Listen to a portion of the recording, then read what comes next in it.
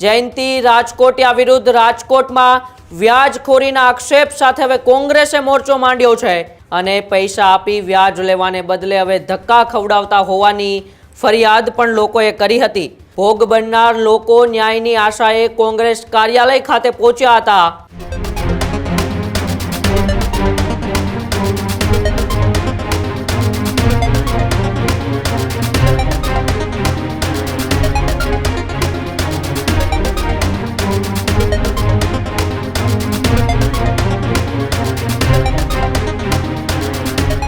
નમસ્કાર, આપ જોઈ રહ્યા છો ન્યૂઝ રૂમ ગુજરાત અને આપની સાથે હું શુમાંગ। બુલેટિનની શરૂઆત કરીએ મહત્વપૂર્ણ સમાચારો સાથે। તો છેલ્લા ઘણા દિવસોથી ચર્ચામાં રહેતા મોરબી જિલ્લા ભાજપના પ્રમુખ જયંતી રાજકોટિયાને લઈને હવે મોટા સમાચાર સામે આવી રહ્યા છે।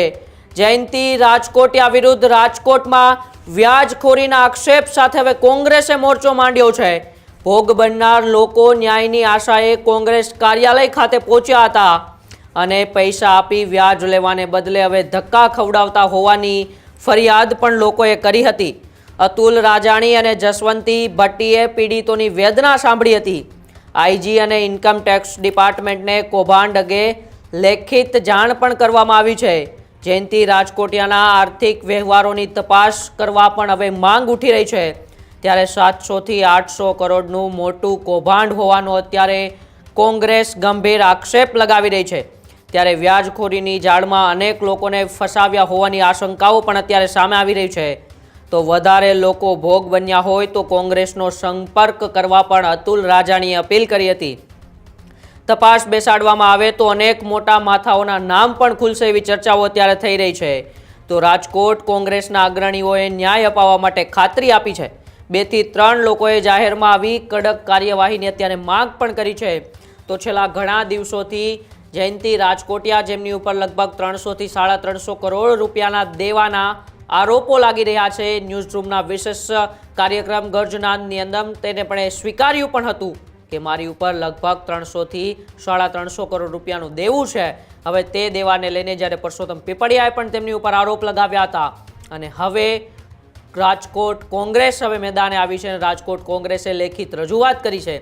અતુલ રાજાણી સહિતના નેતાઓએ લોકોને અપીલ કરી છે કે જેમના પૈસા અટવાયા હોય, જેમની સાથે છેતરપિંડી થઈ હોય, એ કોંગ્રેસનો સંપર્ક કરો। આવો આપણે કોંગ્રેસના નેતાઓ આ બાબતે શું કહી રહ્યા છે એમને જ સાંભળીએ। ગુજરાતના રાજકારણમાં અત્યારે સૌથી ચર્ચાનો વિષય એવો મોરબીનો એટલે કે જયંતી રાજકોટિયાનો। ત્યારે આજે કોંગ્રેસ અગ્રણી અતુલભાઈ રાજાણી પાસે પણ અમુક લોકો જેને કહેવાય ને કે ફરિયાદ લઈને આવ્યા અને હવે તો જેને કહેવાય કે મોટા ખુલાસા પણ જોવા મળ્યા। ત્યારે અતુલભાઈ રાજાણી અત્યારે આપણી સાથે જોડાયેલા છે, તો એની જોડેથી જ સમગ્ર વિગત જાણશું કે કઈ રીતે છે, શું છે અને હવે આગામી પગલાં કઈ રીતે લેવાશે અને આ મામલાની કેટલી વિગત આવી છે। શું કહેશો અતુલભાઈ? જયંતી રાજકોટિયા મોરબી આજકાલ ચર્ચાનો વિષય તો થયા છે, રાજકારણમાં બહુ ગરમાવટ આવી છે। ત્યારે તમારી પાસે કઈ રીતના આવ્યા છે લોકો, શું એમની સમસ્યા છે ને તમે કઈ રીતે લડત આપો છો? થોડા દિવસો પહેલાં રાજકોટના અમુક લોકોના જે પૈસા જે છે એ જયંતીભાઈ રાજકોટિયાને દેવામાં આવ્યા હતા। અમુક વ્યાજના પૈસા હતા જેને ડૂબાડી દીધા છે। જયંતીભાઈ રાજકોટિયાએ હાથ ઊંચા કરી દીધા છે। તો અરજદારો અમારા કોંગ્રેસના અમુક આગેવાનો પાસે આવ્યા હતા। એ બારોમાં અમે પણ અગાઉ જયંતીભાઈ રાજકોટિયાને રજૂઆત કરવામાં છે કે નાના માણસો છે, આપ પૈસા આપી દો, પણ જવાબ ઉડાવ આપે। લોકો રાજકોટિયા પાસે જાય છે જયંતીભાઈ પાસે તો પણ કોઈ જવાબ દેતા નથી, ધાક ધમકીઓ આપે છે। પોલીસ પણ કાંઈ ફરિયાદ કરતી નથી, પોલીસ પણ જવાબ આપતી નથી। એટલે ગઈકાલે અમે કોંગ્રેસના તમામ આગેવાનશ્રીઓને સાથે લઈ ઇન્કમટેક્સ કમિશનર જે ગોહિલ સાહેબ છે એને પણ રજૂઆત કરવામાં આવી છે કે સાહેબ સમગ્ર રાજ્યની અંદર ઈડીના બધે પણ દરોડા પડે છે, એક આ ભાજપનો પ્રમુખ છે તો એની સામે કેમ દરોડા પાડવામાં આવતા નથી? સામાન્ય માણસ પણ પોલીસ ફરિયાદો લે છે, આ કોઈ ફરિયાદ લેતા નથી। એટલે એ બારામાં ગઈકાલે અમે ઇન્કમટેક્સ કમિશનરને રજૂઆત કરવામાં આવી છે અને રાજકોટ રેન્જના આઈજીપી છે અશોક યાદવ, એને પણ એક આવેદનપત્ર આપવામાં આવ્યું છે કે ભાઈ તમે જે તે મોરબી જિલ્લાના એસપી છે એને કડકમાં કડક સૂચના આપો અને જયંતિભાઈ રાજકોટિયાની સામે કડકમાં કડક પગલાં લેવાય અને એની સામે ગુના દાખલ દેવાય એ પણ રજૂઆત કરવામાં આવે છે. અને જયંતિભાઈ રાજકોટિયા ફોરેન પણ ભાગી ન જાય, એનો પાસપોર્ટ જપ્ત થાય એવી અમારી કોંગ્રેસ પક્ષની માગણી છે. અમારી માગણી એવી છે કે લોકોના નાણાં ડૂબેલા છે, કે જે નાના નાના રોજગારી જે લોકો આપેલા હતા ને એને જે વ્યાજના પૈસા હતા, વ્યાજ ન આપે તો કાંઈ નહીં, પણ મૂળ રકમ આપવામાં આવે એવી અમારી રજૂઆત હતી. જેવું ન્યૂઝરૂમમાં એક જેને કહેવાય ગજનાદ અમારો શો થાય છે, એમાં એમને બેસાડવામાં આવે છે. ત્યારે તેમણે કીધું હતું કે હું ક્યાંય ભાગવાનો નથી, મારી ઓફિસ પણ ખુલ્લી છે, લોકોના પૈસા પણ આપું છું અને જમીનની પણ વાતો કરી હતી. તો તમને શું લાગે છે, પૈસા અત્યારે આપતા હશે? તદંતરે જયંતિભાઈ રાજકોટિયા તદંતરે ખોટું બોલે છે. આજ સુધી પોલીસ પણ ફરિયાદ થઈ નથી. લોકોને મૂર્ખ બનાવે છે. લોકોના પૈસા અત્યાર સુધી કોને કોને પૈસા આપે છે એ એક લિસ્ટ જાહેર કરે. અમારી તો એવી માગણી છે, જેને પૈસા આપ્યા છે કે જેને જમીન આપી છે એનું લિસ્ટ જાહેર કરે ને પોલીસ તંત્રના પણ એક એને કોપી આપે કે આટલા આટલાના અમે પૈસા ચૂકવ્યા. તદંતરે કોઈને આપ્યા નથી, ખાલી મામા બનાવે છે અને ખોટું બોલે છે. અમારી તો એક જ માગણી છે, લોકોના પૈસા ડૂબેલા છે જે નાના માણસોના, એને પરત આપવામાં આવે, એ જ અમારો એક એજન્ડા છે. અત્યાર સુધીમાં આપની પાસે આ રીતની કેટલી ફરિયાદો આવી છે અને અંદાજિત કેટલા નાણાં હોઈ શકે છે જે ફરિયાદીઓ છે તેમના? અમારી પાસે 2 થી 3 જણાની રાજકોટના જે ફરિયાદીઓ અમારી પાસે આવેલા હતા. હું માનું ત્યાં સુધી ઓછામાં ઓછું 700 થી 800 કરોડનું આ મોટું કૌભાંડ છે. આ કૌભાંડની સામે ખરેખર એને જો પૈસા જેના લોકોના લીધેલા છે એને એમ કીધું છે ટીવી ડિબેટમાં પણ, તમારી ન્યૂઝરૂમમાં જ, કે હું લોકોને પરત પૈસા આપી દઈશ. ખરેખર પાળી વચન બતાવે, લોકોના નાણાં જે ડૂબેલા છે પરત આપે, એ જ અમારી એક માગણી છે.